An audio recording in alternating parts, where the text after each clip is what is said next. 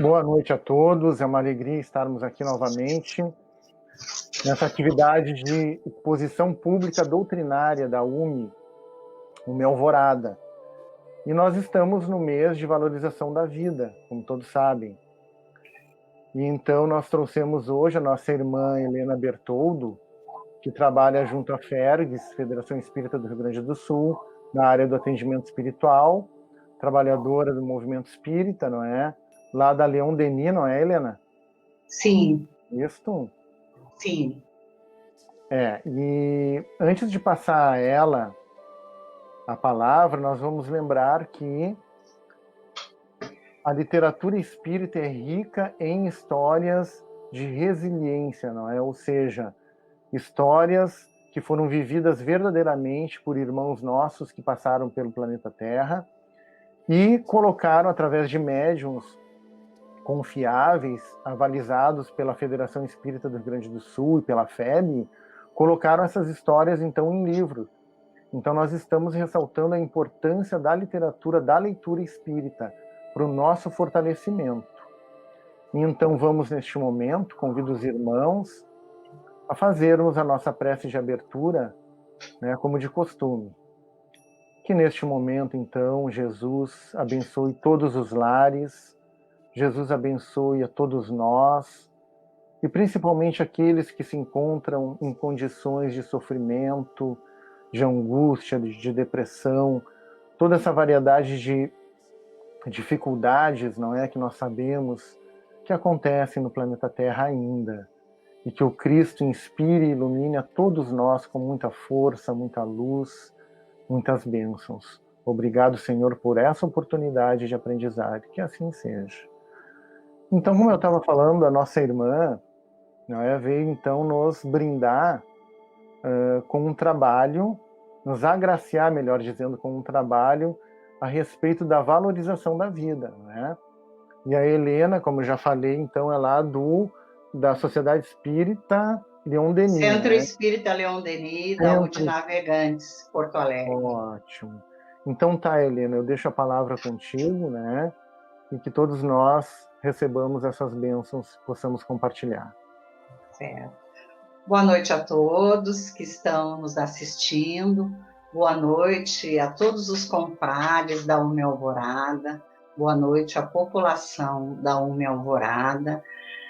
É Setembro Amarelo, uma data marco mundial, comemoração à prevenção do suicídio através da valorização da vida. Então, nós vamos fazer algumas reflexões hoje à noite, trazendo algumas falas de Emmanuel, e vamos refletir juntos. Então, a valorização da vida começa no lar. Vamos guardar uma reflexão para fazermos pós-palestras. Em nosso lar, em nossa família, como desenvolvemos no cotidiano o gosto pela vida? Sabemos que vivemos tempos difíceis com a pandemia da Covid-19 e sabemos também, nós espíritas, que não estamos deserdados de Deus, que tudo que acontece está sob o olhar divino. Além da pandemia, o cotidiano da vida no lar, sabemos que esse cotidiano não é um mar de rosa. Entre casais, entre pais e filhos, mas, apesar de todas as dificuldades, nós sabemos que renascemos para o aprendizado, para desenvolver amor, para desenvolver as virtudes. Então, deixamos uma reflexão. Qual o valor que damos à vida, desde o acordar até o adormecer? São gritos de queixa, são gritos de revolta, são ecos de paciências, são ecos de esperanças, porque, dependendo da forma que a gente sente a vida, nós recheamos a dimensão espiritual de nosso lar desse eco. Então, como estamos indo? E nós trouxemos aqui algumas reflexões e alguns antídotos contra a deserção da vida. Nós vamos fazer uma projeção de slides e vamos conversando juntos, passo a passo. Por que a temática, a valorização da vida começa no lar? Em O Livro dos Espíritos, questão 880, Kardec questiona a espiritualidade, qual o primeiro de todos os direitos do homem? E os espíritos respondem, o direito de viver. É por isso que ninguém pode abreviar a vida. Aconselha-se que ninguém abrevia a vida. Onde acontece a vida nos primeiros anos da alma reencarnada? No lar. E hoje, na sociedade moderna, os filhos permanecem no lar longo tempo e às vezes eles nem saem do lar. Então, é entre as quatro paredes desse ninho doméstico que o espírito reencarnante vai se reconhecendo, redescobrindo a vida, saindo do útero materno pelo nascimento, começa a conhecer o habitat em torno, vem as primeiras mamadas, os choros, e a criancinha vai crescendo, desenvolvendo um mimo, um sonho, um encanto para os pais. E essa alma reencarnada nesse corpinho infantil tem como primeiro habitat o ninho doméstico e absorve desse ninho doméstico todos os ensinamentos que vê nos pais, como os pais agem, como os pais pensam, como os pais louvam a vida ou como os pais reclamam da vida. Esse entezinho vai absorvendo todo esse contexto. Num lar onde a vida é valorizada, desde pequeno, o espírito reencarnado vai aprendendo a gostar do viver através das tribulações, mesmo independente das tribulações. Agora, num lar onde o viver é reclamado, injuriado, é tido como um peso, essa criança vai crescer percebendo que viver não é bom. Então, essa é a nossa grande reflexão. Como estamos exteriorizando esse nosso olhar diante da vida para os nossos filhos, para as nossas crianças, para os nossos esposos, enfim. E não é só no ambiente doméstico, é no ambiente profissional, é no ambiente de voluntariado, é no ambiente social. Então, nós vamos trazer algumas reflexões aqui na projeção de slides. Vamos ver aqui, vamos projetar. E é muito importante que a gente reflita sobre isso. Daniel Goleman, no livro Inteligência Emocional, ele coloca que a base emocional do infante, ela é formada nos primeiros anos de vida. E até mais ou menos aproximado 3 anos, essa base emocional da criança está formada. E ao longo da vida, todas as ações, todas as vivências vão repousar sobre esse alicerce. Por isso, Kardec alerta, na obra Basilar da Doutrina Espírita, a importância de se educar nos primeiros anos de vida. Mas vamos começar fazendo a nossa reflexão. A gente tem essa bela imagem, diga sim à vida, diga sim a você. Então, a valorização da vida começa no lar. E já falamos sobre essa questão 880 de O Livro dos Espíritos, qual o primeiro de todos os direitos naturais do homem, e a espiritualidade responde a Kardec, que é o de viver. Por isso é que ninguém tem o de atentar contra a vida do seu semelhante, nem fazer com que quer que possa comprometer-lhe a existência corporal. E nós vamos ver Leon Denis no livro Depois da Morte. Ele traz uma definição. A vida terrestre é uma escola, é um meio de educação e de aperfeiçoamento pelo trabalho, pelo estudo e pelo sofrimento. E nós vamos lembrar Allan Kardec na questão 132 de O Livro dos Espíritos, onde ele pergunta para a espiritualidade qual é o objetivo da encarnação. Os espíritos respondem que renascemos para o nosso aperfeiçoamento moral, para desenvolver as virtudes, para vencermos os vícios e também cooperar na obra da criação. Para alguns de nós, viver é missão, para outros de nós, viver é expiação. Então, se a reencarnar é uma oportunidade, então está contemplada nessa fala de Leon Denis. É uma escola, então, através do trabalho, da educação, nós vamos ir aprimorando-nos enquanto almas no seio familiar. E também nós temos a fala de Vitor Hugo na obra Párias em Redenção, psicografada por Divaldo.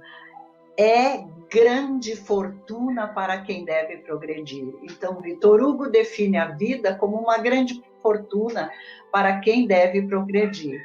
E aqui nós vamos lembrar da questão 166 do Livro dos Espíritos, que Kardec, muito sábio, muito perspicaz, ele já obteve como resposta, na 132, que nós renascemos para o nosso aperfeiçoamento moral.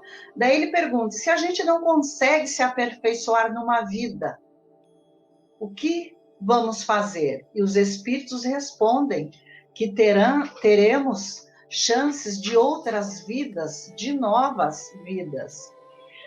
Então, vamos ver o lar. Ali nós temos uma família, casal, pais e filhos. Como podemos valorizar a vida no lar?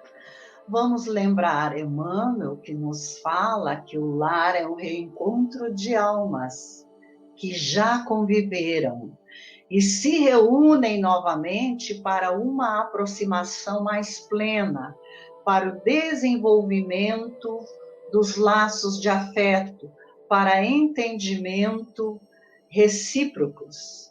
E André nos coloca que o lar é a residência das almas, está lá em Missionários da Luz. Então não é só moradia de corpos, é residência das almas. E Emmanuel ainda diz que a família consanguínea é lavoura de luz da alma. Então, um lar alicerçado na consciência de por que estamos aqui, porque o que a vida nos pede, o que a reencarnação como oportunidade nos pede, que nós tenhamos consciência, porque nos reunimos naquela família com tantas dificuldades de entendimento entre os casais, com tantas dificuldades de harmonização entre pais e filhos.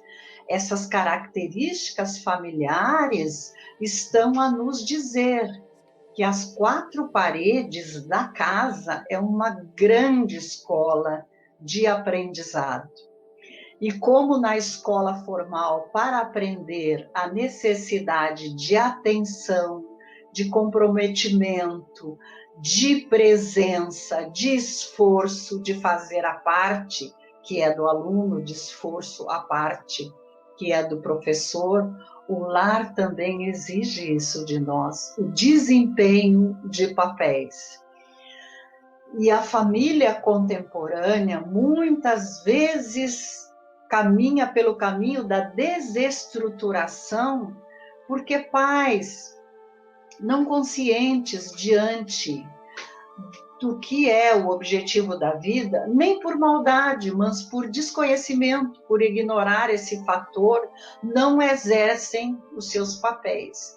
É importante lembrar que nós, pais, somos os adultos da relação. E os filhos são almas que Deus colocou sob a nossa guarda para que pudéssemos desenvolver, encaminhar, facilitar nesses corações a moral e a conduta do amor. E muitas vezes a família naufraga e os filhos crescem com desgostos pela vida porque nós, pais, não exercemos os nossos papéis. Muitas vezes os filhos mandam e os pais obedecem. E a proposta familiar de Deus e a proposta familiar do Cristo é que os pais estejam junto aos corações infantis como verdadeiros jardineiros, arrancando as ervas daninhas do orgulho e do egoísmo, semeando nesse coraçãozinho a esperança, a fé, o amor, o gosto pela vida. E no Evangelho segundo o Espiritismo, capítulo 14, nós temos uma fala que quando o espírito deixa a terra, leva consigo os seus sonhos, as suas paixões, e vai para a dimensão fora da matéria, com dois caminhos: refletir e buscar a continuidade para progredir, ou estacionar. E depois de anos de meditação, o espírito percebe que é preciso renascer, retomar os compromissos para continuar a caminhada do progresso. E Emmanuel coloca no livro Religião dos Espíritos que desde o pré-reencarnatório até mais ou menos 7 anos, o espírito reencarnante passa por 3.000 dias de sono induzido ou hipnose terapêutica, onde a memória passada está parcialmente adormecida. E os implementos cerebrais são totalmente novos. E compete a nós pais, a nós pessoas responsáveis pelaquele infante, minar o solo do coraçãozinho infantil por várias matizes, e entre elas o gosto pela vida, o gostar de viver, o valorizar a vida. Porque depois desses 3.000 dias, dá mais ou menos em torno de 7 anos aproximado. E daí vem 7, 8, 9, 10, 11, ali na pré-adolescência, o espírito retoma a sua verdadeira personalidade. E acontece a tão chamada crise do adolescer. A crise do adolescer é uma crise como tantas outras crises da vida que nós passamos também na fase adulta. E a grande forma de minimizar esse período da adolescência, que é um confronto, entre aspas, entre as potencialidades que a alma trouxe e a educação paterna, materna, escolar que ela recebe nesta vida. E quando a vontade do reencarnante foi com muita consciência e o papel dos pais foi presente, atuante, esse espírito vence esse período da adolescência. E vamos trazer um texto aqui de Emmanuel para refletirmos juntos. É do livro Caminho, Verdade e Vida, Educação no Lar. Então, o que nos diz? Preconiza-se na atualidade do mundo uma educação pela liberdade plena dos instintos do homem, olvidando-se pouco a pouco os antigos ensinamentos, quando a formação do caráter no lar, a coletividade, porém cedo ou tarde será compelida a reajustar seus propósitos. Então, essa aparente liberdade, ela tem um ônus. Ela não é a real necessidade reencarnatória. Então, quando nós nos deixamos levar pelos instintos e deixamos o lar à deriva, mais tarde seremos compelidos a reajustar os seus propósitos. E João, no seu Evangelho, capítulo 8, versículo 38, na fala de entrada, nos diz: vós fazeis o que também vistes junto do vosso Pai. Então, aqui nos trazendo esse alerta. E Emmanuel coloca o papel nosso da paternidade e da maternidade. Nós somos os primeiros mentores da criatura. E dependendo da dedicação, do amor, do envolvimento, da presença, vai acontecer uma organização do ambiente justo. Então, é desse amor à família que vamos organizar um ambiente.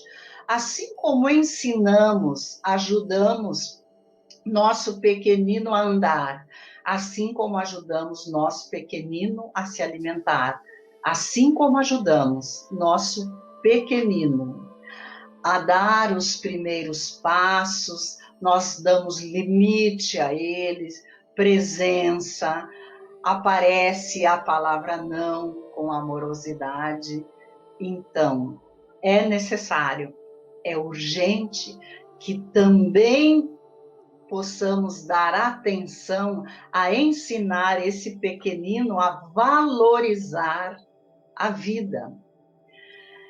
E Emmanuel nos fala que meios corrompidos significam maus pais.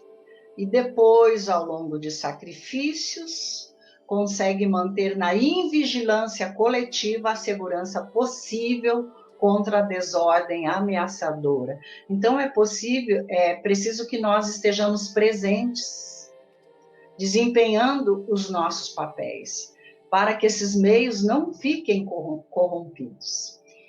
E aqui fala um pouco do homem ou a mulher que desejam ao mesmo tempo ser pais e gozadores da vida terrestre, estão cegos e terminarão seus loucos esforços, espiritualmente falando, na vala comum da inutilidade.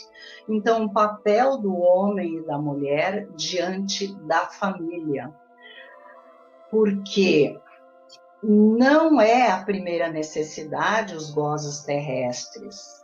Nós vivemos no mundo como vive o mundo, disse Jesus, mas cumprindo o nosso papel do mundo.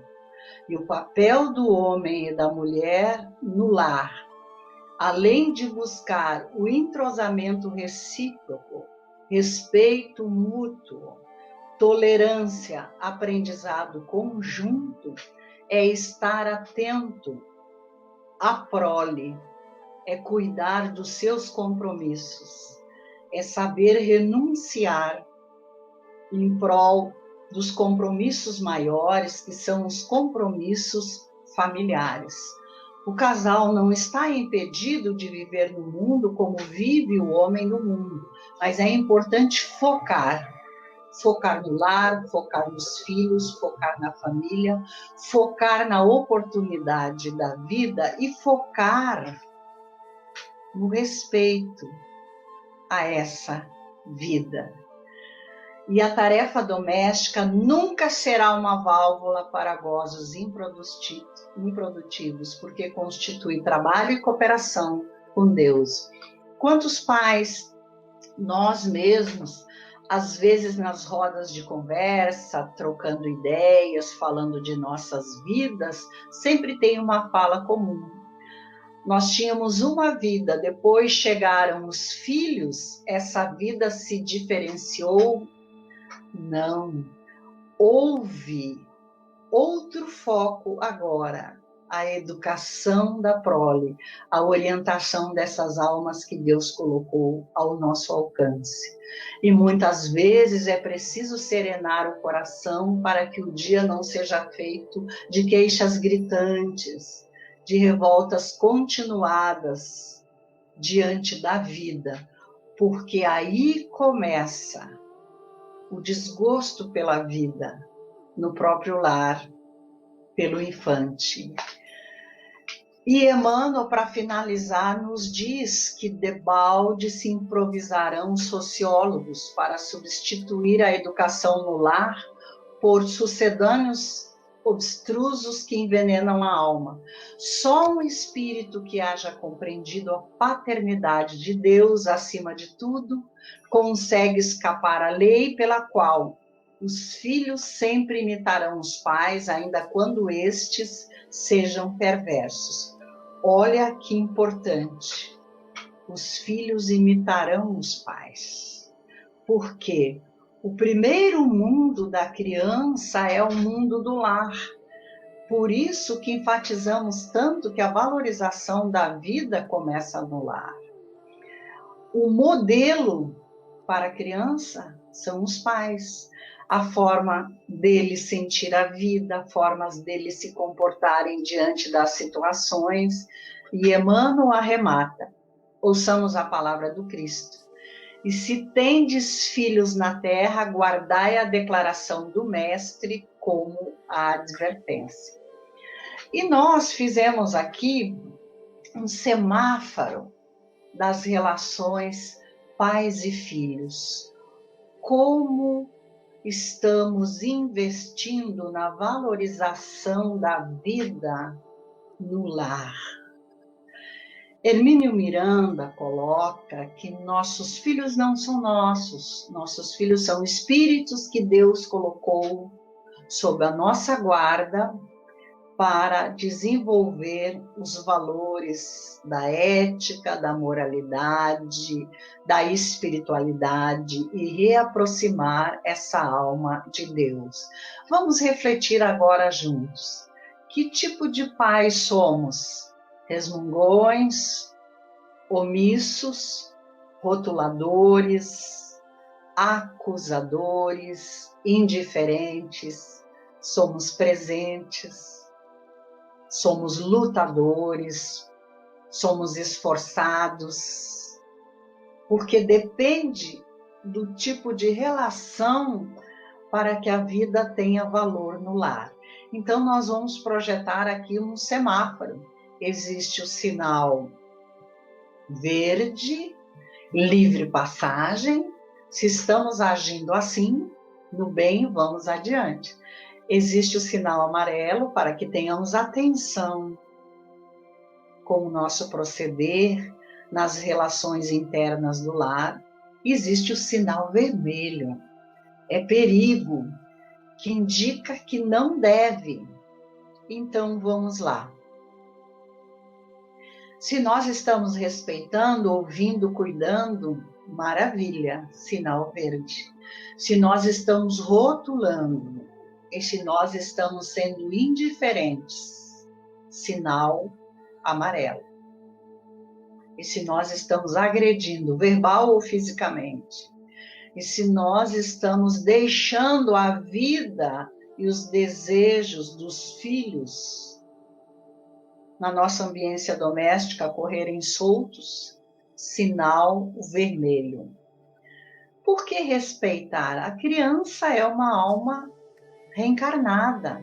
Embora na fase infantil, ela merece respeito, ela merece ser escutada, ela merece ser cuidada. O rótulo começa nas pequenas coisas. Eu sabia que você não ia conseguir. Eu sabia. Você não dá mesmo para isso. Eu já te disse, você é lerdo demais, você não dá para nada. Será que uma criança gosta de ouvir isso de um pai? Será que esse filho vai começar a desenvolver um gosto pela vida se ele vive um conflito interno com esse rótulo? Ele não sabe se faz ou se não faz as suas tarefas no lar, ou um carinho, ou um agrado, porque ele não sabe o que vem no retorno. Um rótulo, uma agressão. E muitas vezes o espírito vai absorvendo esses rótulos e se acredita sem valor. E aí começa o grande perigo de vontade de desertar da vida. Então, é preciso vencer a indiferença no lar. Por quê? Muitas vezes a gente sabe que os pais trabalham, chegam cansados do serviço. Agora, em isolamento social, esse trabalho está em home office. E muitas vezes o rótulo e a indiferença são acrescentados e as agressões também. Tudo isso vai gerando um desmoronamento do valor pessoal do infante. E isso não é só para crianças, para adultos também. Muitas vezes a esposa rotula e há um desmoronamento emocional do esposo ou vice-versa. Então, cuidemos do nosso semáforo. E nós trouxemos aqui ações que fortalecem a vontade de viver. Ações que valorizam a vida. Vivência de espiritualidade. Então, é necessário que tenhamos uma religiosidade. Pode ser que sejamos espíritas, sejamos católicos, sejamos protestantes, sejamos testemunha de Jeová, enfim, mas é preciso ter uma relação com esse ser superior que é Deus, independente da denominação que as linhas religiosas designam. Esse Criador do universo, essa causa primária de todas as coisas. É impossível gostar da vida sem relação com Deus, sem vivência de espiritualidade, sem contato com oração, sem o agente fortalecedor da crença e da fé. O Evangelho no lar é uma grande fonte mantenedora da valorização da vida. Jesus em casa, uma vez por semana, trazendo a luz do seu Evangelho. E Martins Peralva coloca que é infrutífero evangelizar o filho sem evangelizar os pais. Então, há necessidade do Evangelho no lar para a família. E por que o Evangelho no lar? Maria T. Compre, no livro Evangelho no Lar à Luz do Espiritismo, tem esse texto que é bem importante nós lê-lo. A família reunida ao fazer a oração e ligação com Jesus estará batendo a porta. E conforme disse o mestre, batei e abrir-se-vos-á, buscai e achareis, pedi e se vos dará. E imediatamente mensageiros do Cristo virão ao encontro do lar, a fim de ajudar e ensinar o caminho. A criança que aprende desde cedo os ensinamentos de Deus, faz-se discípulo natural do mestre, e por sua vez formará o seu lar baseado na caridade. Um lar clareado pela luz do Evangelho é um lar onde o gosto pela vida é fomentado, é alimentado no cotidiano. E nós temos aqui nessa cena um encontro de evangelização infanto-juvenil, aparecendo as duas dimensões. Nós vemos os evangelizadores ali junto aos grupos, vemos os mentores espirituais e vemos benfeitores e essa auréola de luz em torno do núcleo e também essa luz que clareia por trás. Então, a evangelização espírita infanto-juvenil visa orientar a criança a conviver consigo, com o próximo e com Deus. E Amélia Rodrigues, espírito, sabiamente nos traz essa frase pela psicografia de Chico, na mensagem Evangelização, Desafio de Urgência. A evangelização espírita é sol nas almas, clareando o mundo inteiro sobre as constelações das estrelas do céu. Então, que possamos permitir aos nossos filhos essa oportunidade abençoada de evangelizar-se. E hoje, no contexto social, com a pandemia, a marcha da evangelização na Terra continua. Muitos centros espíritas estão fazendo evangelização online, encontros de evangelização. Então é importante que os pais se conectem, assistam com seus filhos, que os jovens se conectem. E para finalizar a nossa fala, aqui está um dos grandes caminhos para a valorização da vida. Jesus em nossos corações, Jesus nos abraçando. E a grande fala dele que nos encoraja. O ladrão vem somente para roubar, matar e para destruir. Eu vim para que tenham vida, e vida em abundância. Eu vim para que tenham vida, e vida em abundância. João capítulo 10, versículo 10. Então, amigos, que fique para nós essas reflexões, que possamos repensar o nosso papel no lar, que possamos valorizar a vida, essa dádiva imensa, essa luz sem fronteiras. Viver é o caminho para que possamos nos experienciar no cotidiano e promover a nossa evolução espiritual. E que o nosso lar seja realmente uma grande linha de produção da valorização da vida. E que nós possamos exercer os nossos papéis de pais, papéis de adultos na relação. Com certeza, a nossa criança terá uma base emocional de equilíbrio e carregará no seu coraçãozinho, essa alma reencarnada carregará no seu coraçãozinho, na sua mente, um grande gosto pela vida. E com certeza preservará essa vida a todo custo. E quando construir um lar, ensinará seus filhos a valorização da vida. Que Deus e Jesus nos abençoe. Muito obrigada. Muito obrigado, Helena, pelas palavras, não é, de construção, de encorajamento para todos nós que necessitamos.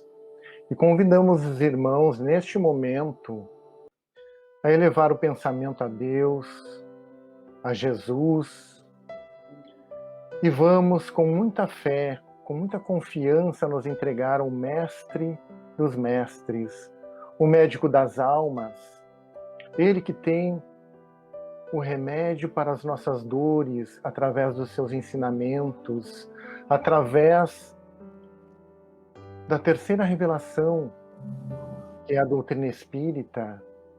Pedimos ao Senhor Mestre Jesus por todos nós, que sejamos fortalecidos na fé, a fé que remove montanhas, montanhas de dúvidas, montanhas de angústias, montanhas de sofrimento, de dor, de desesperança.